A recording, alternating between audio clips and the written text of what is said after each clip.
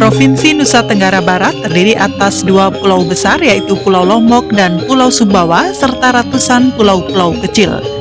Dari 279 pulau yang ada, terdapat 44 pulau yang telah berpenghuni. Luas wilayah Provinsi Nusa Tenggara Barat mencapai 20.153,20 km persegi. Provinsi Nusa Tenggara Barat terdiri dari 8 kabupaten dan 2 kota, 116 kecamatan, serta 1.141 desa atau kelurahan.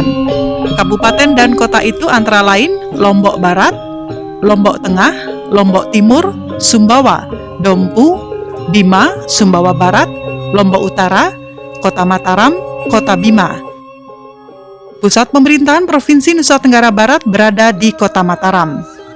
Topografi Provinsi Nusa Tenggara Barat dihiasi oleh dua gunung yang cukup terkenal, yakni Gunung Rinjani di Pulau Lombok yang merupakan gunung tertinggi nomor 3 di Indonesia dan Gunung Tambora di Pulau Sumbawa, di mana efek letusan gunung ini pernah dirasakan sampai Eropa. Pulau Lombok memiliki kekayaan budaya yang unik dan heterogen berupa suku, bahasa, tradisi, adat istiadat. Suku bangsa yang tinggal di Pulau Lombok diantaranya suku Sasak, suku Samawa, suku Bali, dan suku Mbojo. Perkembangan zaman membawa keberagaman suku bangsa yang tinggal di Pulau Lombok bertambah, seperti suku Jawa, suku Bajo, suku Bugis, dan lain-lain. Selain itu, di Pulau Lombok dikenal juga budaya waktu teluh atau wetu teluh. Budaya ini bisa dilihat di daerah Bayan, Lombok Utara, atau di Desa Sade, Lombok Tengah. Kabupaten Lombok Tengah sebagai salah satu bagian dari Provinsi Nusa Tenggara Barat memiliki luas wilayah mencapai 1.208,39 km persegi.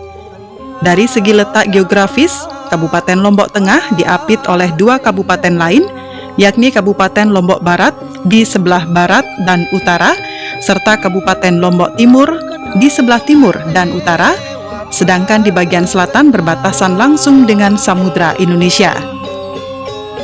Dilihat dari topografi bagian utara wilayah Kabupaten Lombok Tengah, merupakan daerah dataran tinggi dan merupakan areal kaki Gunung Rinjani yang meliputi Kecamatan Batuk Liang Utara, Kopang, dan Pringgarata. Curah hujan pada daerah ini relatif tinggi dan dapat menjadi pendukung bagi kegiatan di sektor pertanian. Selain itu, di bagian utara terdapat aset wisata, terutama pariwisata alam pegunungan dengan pemandangan yang indah dan udara yang sejuk. Bagian tengah meliputi Kecamatan Praya, Praya Tengah, Praya Barat, Praya Barat Daya, Praya Timur, Jana Pria, dan sebagian Kecamatan Jonggat merupakan wilayah dataran rendah yang memiliki potensi pertanian padi dan palawija, didukung oleh hamparan lahan sawah yang luas dengan sarana irigasi yang memadai. Sedangkan bagian selatan merupakan daerah yang berbukit-bukit dan sekaligus berbatasan dengan Samudra Indonesia. Bagian selatan ini meliputi wilayah Kecamatan Pujut, sebagian Kecamatan Praya Barat, Praya Barat Daya, dan Praya Timur. Karena berbatasan dengan Samudra Indonesia, maka wilayah ini menyuguhkan potensi wisata pantai yang indah dengan gelombang yang cukup fantastik. Sebagai pendukung wisata, di wilayah bagian selatan telah dilengkapi berbagai fasilitas penunjang seperti hotel, restoran, termasuk sarana jalan yang memadai. Salah satu tradisi yang menarik dan hingga kini masih eksis di Lombok Tengah adalah tradisi Bau Nyale. Sebaran tradisi ini hampir ada di seluruh wilayah Lombok, terutama masyarakat pesisir pantai selatan Lombok Tengah, yakni Pantai Seger, Pantai Kuta, Pantai Arguling di bagian barat Pantai Kuta Lombok, dan Pantai Mawun di Grupuk. Sedangkan di Kabupaten Lombok Timur, diantaranya Pantai Sungkin, Pantai Kaliantan, dan sepanjang Kecamatan Jerowaru.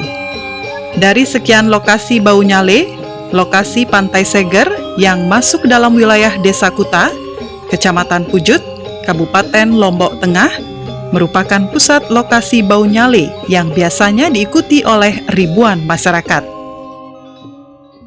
Kalau wilayah Kuta sebenarnya ada 3 teluk. Persis di Kuta, seputaran Kuta itu sendiri. Di sebelah timur itu yang di depan Novotel itu Teluk Tanak Beak atau Teluk Benjon. Terus yang di sebelah timurnya Pantai Seger itu Teluk Serenting. Itu berarti ada 3 teluk. Teluk Kuta, Teluk Benjon, Tanak Beak sama Serenting. Secara harfiah, bau nyale berasal dari bahasa Sasak. Bau dalam bahasa Sasak berarti mengambil atau menangkap, sedangkan nyale merupakan nama dari cacing laut. Dalam arti yang sederhana adalah melakukan penangkapan cacing nyale di pesisir pantai oleh masyarakat. Sebagai suatu tradisi, bau nyale dikaitkan dengan berbagai mitologi dan cerita-cerita masa lalu yang dipercaya sebagai asal-muasal adanya tradisi bau nyale. Menurut mitologi, diceritakan bahwa cacing nyale adalah jelmaan dari Putri Mandalika, seorang putri yang terkenal karena sangat cantik dan bijaksana dari sebuah kerajaan di Lombok. Karena kecantikan dan kebijaksanaannya, maka banyak pangeran atau raja yang ingin mempersunting menjadi permaisuri. Karena banyak pangeran yang melamarnya, serta tidak ingin terjadi peperangan akibat para pangeran yang memperebutkan dirinya, maka bertempat di Pantai Seger, di atas sebuah batu, di hadapan para pangeran yang melamarnya, serta di hadapan rakyat kerajaan, Putri Mandalika berpesan, "Aku tidak akan memilih dari salah satu kalian, tetapi aku adalah milik kalian semua. Temui aku dan kenang aku pada tanggal 20 bulan atas di tempat yang sama." Akhirnya, Putri Mandalika menceburkan diri ke laut dan kemudian langsung menghilang. Seluruh orang yang berada di tempat tersebut kemudian mencari sang putri, namun sang putri tidak ditemukan. Dalam pencarian sang putri ini, masyarakat malah menemukan cacing laut, yang kemudian diyakini merupakan perwujudan dari rambut sang Putri Mandalika dan diyakini hingga sekarang sebagai wujud janji sang putri yang berkorban bagi kesejahteraan masyarakat. Konon dulu waktu masih kerajaan kecil di pantai selatan ini berdirilah 4 kerajaan.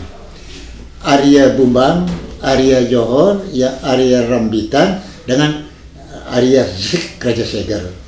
Yang 4 yaitu Tojang Beru.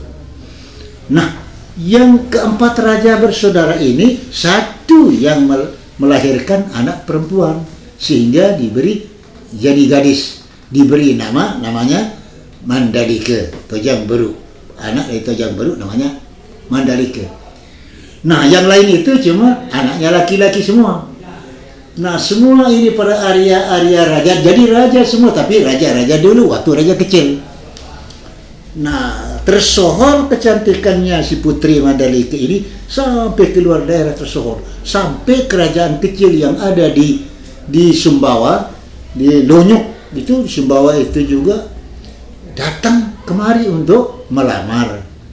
Nah, berarti yang melamar ini misan-misannya, sepupunya, ya maklumlah Arya Raja, para putra-putra raja ini untuk melamarkan Putri Mandalika. Sayangnya, kata yang kasih tahu saya, bapaknya tempat bawa lamaran, bapak yang nerima. Ketemu sama ibunya yang nerima. Ketemu sama Putri Mandalika karena umurnya Putri Mandalika sudah 17 tahun. Sudah 17 tahun menerima lamaran. Jadi Ini diterima oleh ibunya ada, diterima oleh bapaknya ada, yang diterima oleh dia sendiri ada. Alhasil baru dia tahu dari mana datang ini lamaran begini banyak. Dia nanya sama bapaknya, oh lamaran dari Arya Bumbang. Ini Pak dari mana? Oh ini adalah lamaran dari Arya Johor. Ah ini dari mana? Ini Arya Rambitan. Yang kalau gitu Pak, salah. Saya ini yang sudah saya terima. Cuma yang sudah saya terima ini. Bingung, alhasil putri ini bingung sekarang. Karena semua lamaran para Arya Raja ini diterima. Alasannya menolak orang, anak raja. Menolak kan tidak bisa ditolak. Diterima, alasannya tidak enak untuk ditolak. Karena saya seorang raja dan lagi dia itu anak raja. Makanya diterima. Alhasil itu penyebabnya bingung.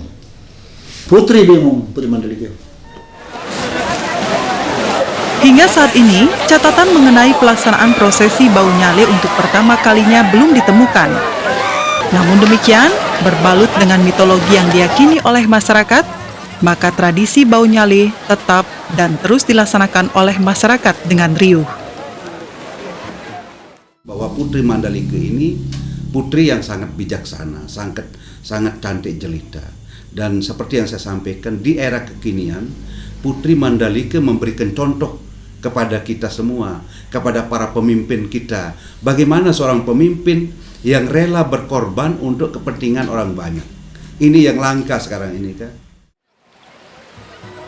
Tradisi nyale ini dilaksanakan dengan beberapa prosesi, antara lain Sangkep Wariga, yaitu pertemuan untuk menentukan hari baik mengenai kapan saat nyale ini keluar, yang dilaksanakan oleh para tetua adat yang biasa disebut dengan mami.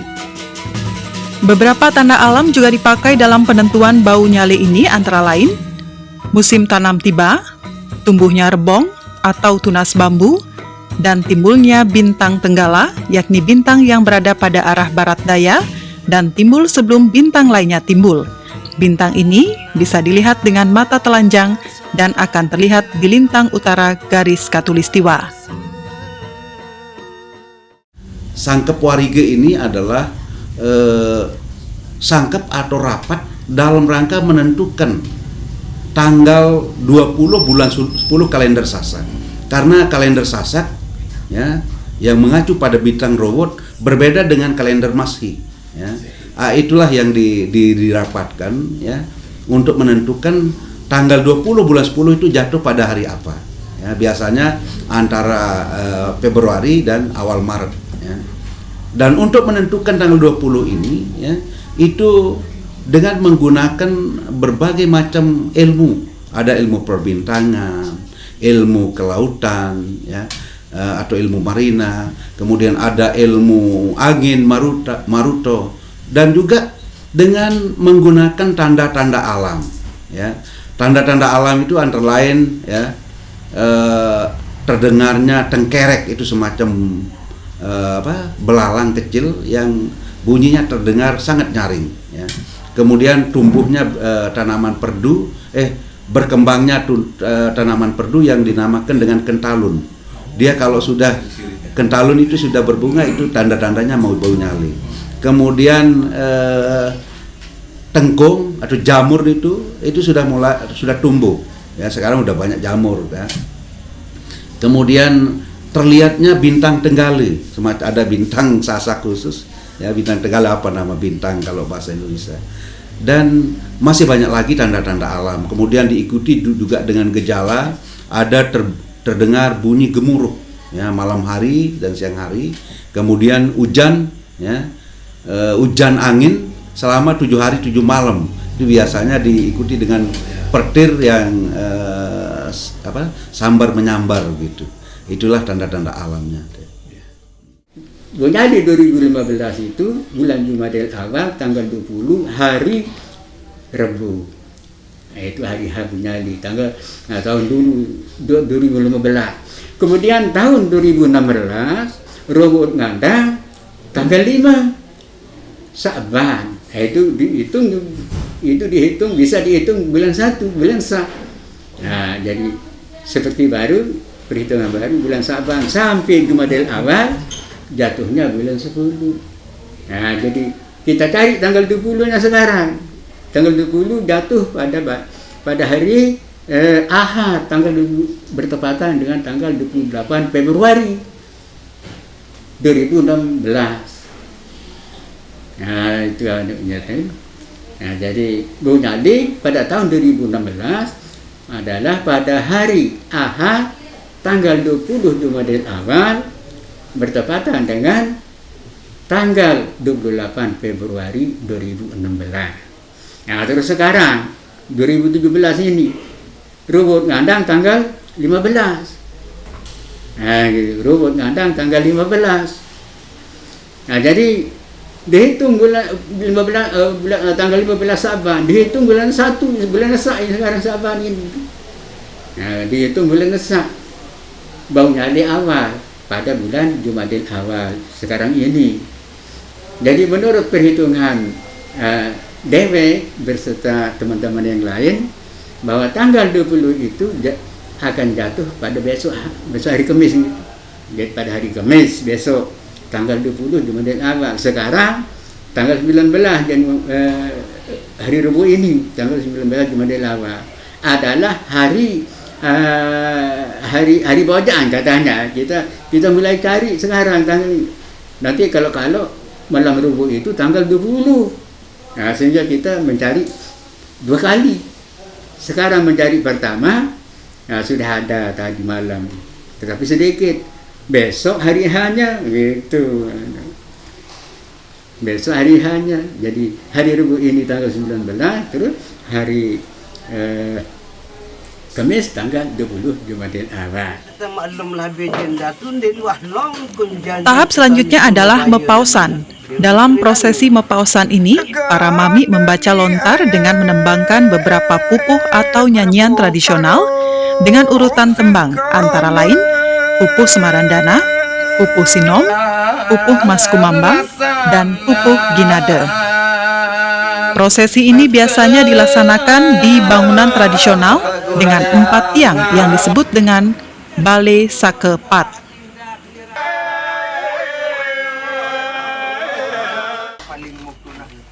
Beberapa piranti yang dipakai dalam prosesi ini antara lain daun sirih, kapur, kembang staman dengan 9 jenis bunga, 2 buah gunungan yang berisi jajan atau kue tradisional suku Sasak, serta buah-buahan lokal. Piranti dalam upacara atau ritual memaus. Ini disebut dengan dulang saji. Dulang saji ini terdiri dari berbagai macam buah-buahan yang ada di Sasak. Ya. Kalau menurut ajaran kami, paling kurang 9 macam ya buah-buahan yang ada di Lombok ini. Begitu juga ini ada jajanan Sasak, kuliner Sasak. Ini juga harus 9 macam. Ada renggi, opak, wajik, tekel dan seterusnya. 9 macam. Ya. Ini 2 pirantinya ya. Ada bini, ada laki ya. Itu namanya ori. Ya. Yang ini ori, renggi, opak dan seterusnya. Ada buah-buahan ya di dalamnya ya. Paling kurang jumlahnya 9. Iya. Jadi jajanan ini ada 2. Bini laki perempuan ya. Ada yang tinggi, ada yang rendah ya. Jadi menggambarkan bahwa di dunia ini harus punya pasangan, laki perempuan, siang malam. Ini penginang kuning ada 2 macam ya. Ini air banyu pamunci ya. Ini air banyu pamunci. Isinya harus bunga 9 macam juga ya.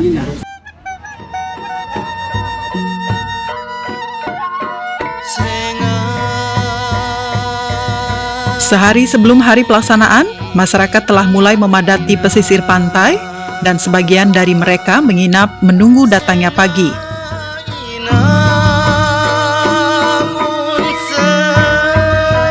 Di sela penantian dalam proses menjelang pelaksanaan Bau Nyale, pada malam harinya, atraksi-atraksi yang spontan dan maupun terencana telah disiapkan.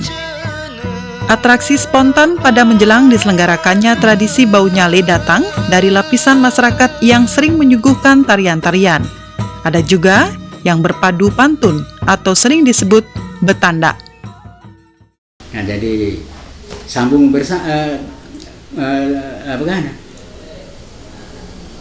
saling sambut menyambut anaknya itu lagunya. Mun tempadi dinda si tepung palang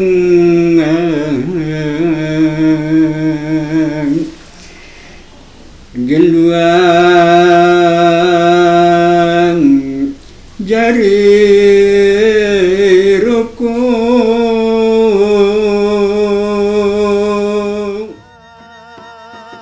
Pada zaman dahulu, selain acara betanda atau berbalas pantun, juga diadakan acara bejambe, yaitu saling menghidangkan sirih pinang sebagai penerimaan seorang gadis pada pemuda pilihannya. Hal yang lazim terjadi adalah kegiatan betanda dan bejambe dilanjutkan dengan pernikahan pada masa pasca panen berikutnya. Bagi para pemuda, sehari sebelum pelaksanaan merupakan hal yang sering dinanti, karena dalam tradisi Sasak, waktu penantian dimanfaatkan sebagai momen untuk melakukan pendekatan terhadap seseorang yang dicintainya. Pemuda Sasak sering memanfaatkan ruang ini untuk menyampaikan perasaan dan juga menunggu jawaban dari seorang kekasih yang akan dinikahinya. Tidak jarang, para pemuda membawa beberapa properti dan buah-buahan untuk diberikan kepada kekasihnya agar lamarannya diterima. Tradisi ini sering disebut ngujang, yakni pendekatan menuju pinangan. Di tahun 39 ya masuk 40, strat jalan infrastruktur itu kan masih batu-batu zaman itu. Kita jalan kaki dari sana ke Lombok Tengah, kita jalan kaki, menginap di tetangga kita di sini di desa Ketare keluarga, desa Ketare keluarga yang tempat mami kawin sekarang ini. Nah, sesudah itu pada malam Hamin 2 sudah berangkat dari Ketare jalan kaki juga untuk menuju ke Kuta. Sudah di sana saya lihat orang itu kalau sudah namanya mau masuk bulan 10 tanggal bulan 10 tanggal 20, orang-orang itu sudah berbondong-bondong. Ini di Lombok Timur ini jauh sudah ramai, sudah mulai berbondong-bondong untuk menuju ke Kabupaten Lombok Tengah. Itu pada tahun 1940, 39-40 waktu itu. Nah, sesudah itu juga mami ikut. Baru saya sampai di sini di tempat saya membuktikan tempat penangkapan nyale. Oh iya, inilah mana itu nyale. Oh belum Pak katanya. Ini malamnya kita harus nunggu. Nah, di waktu kita nunggu itu ada acara dibuat-buat oleh masyarakat komunitas Sasak sendiri yang ada di pantai. Ada bertandak namanya itu kan, artinya bertandak itu dia itu sambung dengan perempuan dengan laki, ya seolah-olah pinjam panjang ada lagu disambut oleh perempuan, sambut bergayung.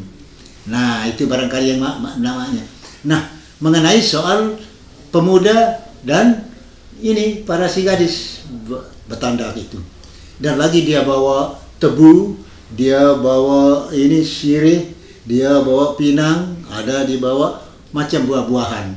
Di sana dia serahkan pada si gadis. Pada malam terjadinya itu di Hamin 1 sebentar lagi itu. Nah, di sana lah orang-orang saya kenal mengenal juga seperti itu. Pada malam Bonyali dia kenal. Kadang-kadang di sana dia itu tempat melamarnya, tempat dia itu menari. Di sana di tempat itu pada malam Haminnya sebentar lagi, karena penangkapan nyale itu nanti subuh saya tanya, kapan saya untuk tangkap nyale?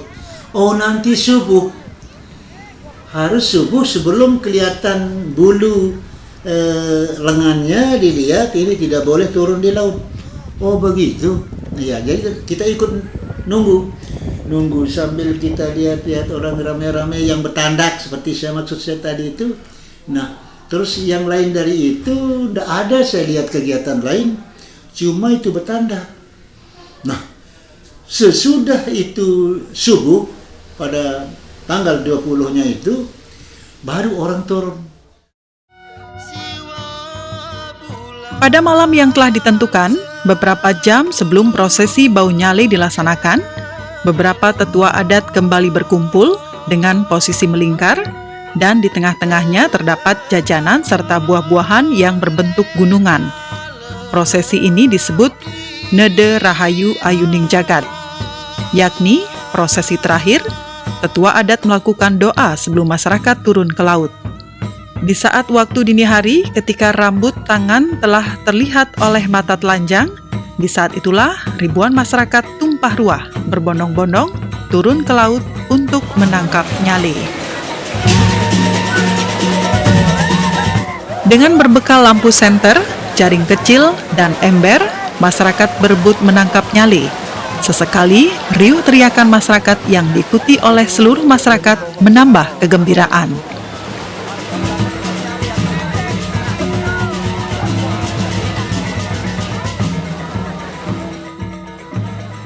Pada umumnya, masyarakat Sasak meyakini bahwa tradisi bau nyale berhubungan dengan spiritual, solidaritas, kesejahteraan, keselamatan, serta kehidupan yang lebih baik. Masyarakat Sasak juga percaya bahwa nyale bisa menyuburkan tanah sehingga mereka akan mendapatkan panen yang melimpah. Jika jumlah cacing-cacing yang keluar dari laut jumlahnya banyak, maka itu sebuah pertanda dari keyakinan akan pertanian yang mereka olah akan mendapatkan hasil yang baik juga. Cacing nyale yang ditangkap di bibir pantai kemudian ditaburkan sebagian ke sawah dan sisanya diolah menjadi lauk pauk berupa pepes, sambal nyale, hingga masakan bersantan. Kadang-kadang, cacing nyale juga dijadikan sebagai obat beberapa jenis penyakit.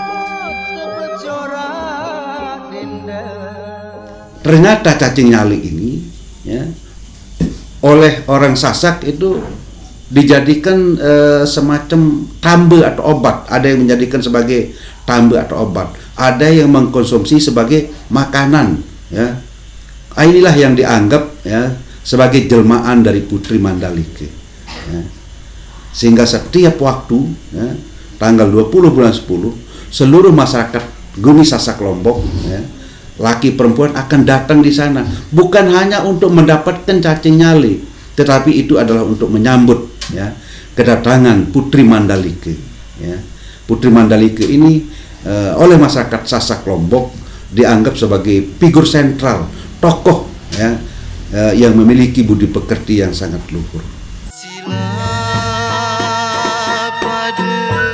Masyarakat memaknai tradisi bau nyale yang dilangsungkan setiap tahun mengandung nilai-nilai keberanian, pengorbanan, patriotisme, kebebasan, emansipasi, dan keadilan. Masyarakat juga mempercayai apabila nyale yang keluar berwarna lengkap, yaitu berwarna putih, hitam, kuning, gadung, hijau, dan coklat, diyakini oleh masyarakat bahwa hasil panen padi akan melimpah. Karena tradisi bau nyale ini, maka masyarakat kemudian dipersatukan dan secara filosofi masyarakat diajak untuk terus bersyukur dan masyarakat juga diajarkan untuk berkorban bagi orang lain.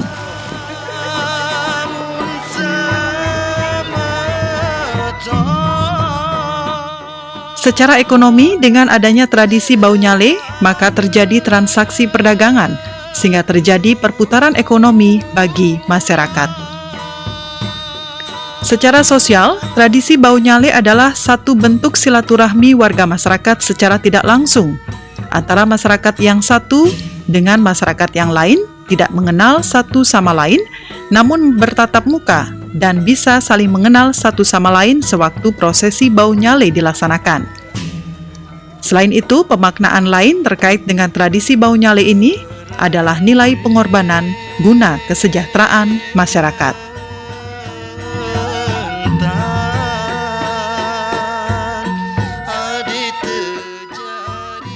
Di era kekinian ya dijadikan tokoh ya, karena Putri Mandalika ini memiliki ada 4 ya yang harus dimiliki kemudian diimplementasikan oleh orang Sasak ya, apakah dia perempuan, laki-laki, dan seterusnya. Yang pertama adalah wirama ya, tata bahasa. Mandalika itu terkenal wiramanya sangat luar biasa, bewacan manis, tindih ring titi tate tertib tapsili, bertutur sapa yang enak didengar dan mengacu pada aturan awik-awik ya. Dia tidak pernah salah kata, Ini Mandalika. Kemudian wibusana, busana, tata busana orang Sasak juga sangat luar biasa.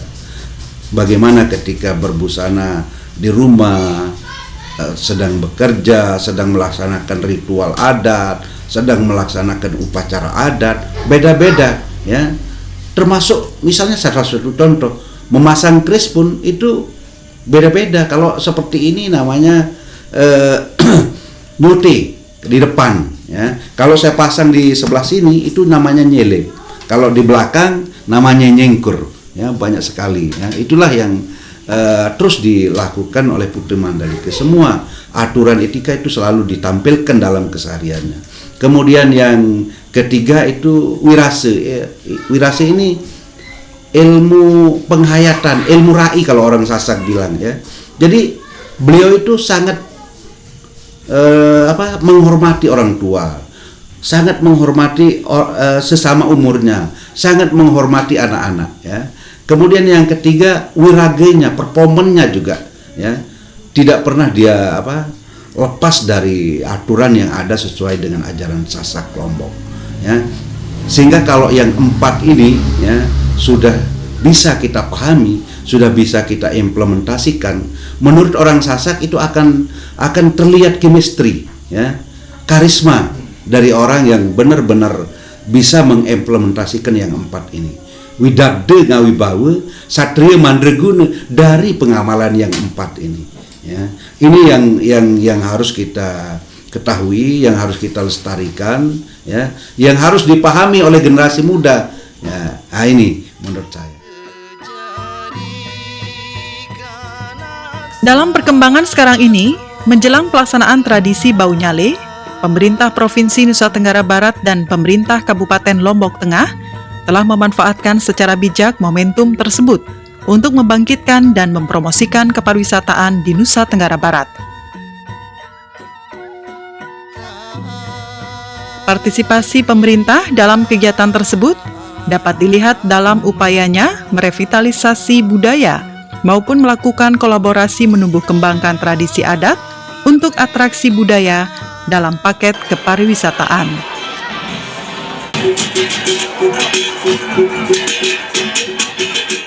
Festival Pesona Bau Nyale ini berawal dari ritual yang dilaksanakan oleh masyarakat ya, yaitu Bau Nyale ya.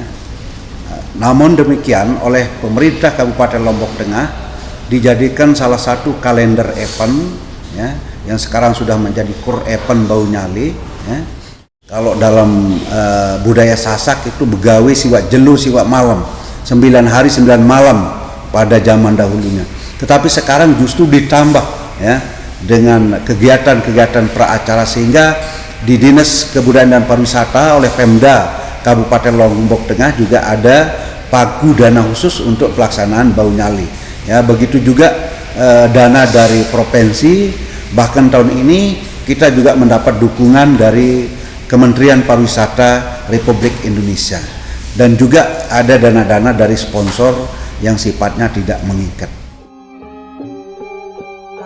Tradisi Bau Nyale juga menjadi media penyatuan masyarakat, mengajarkan kepada masyarakat arti pengorbanan secara tulus untuk kesejahteraan rakyat.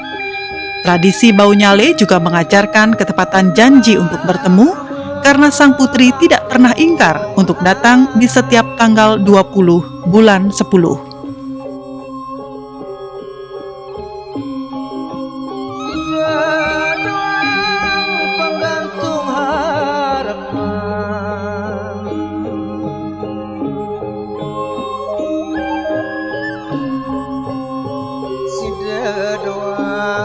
Sandaran angen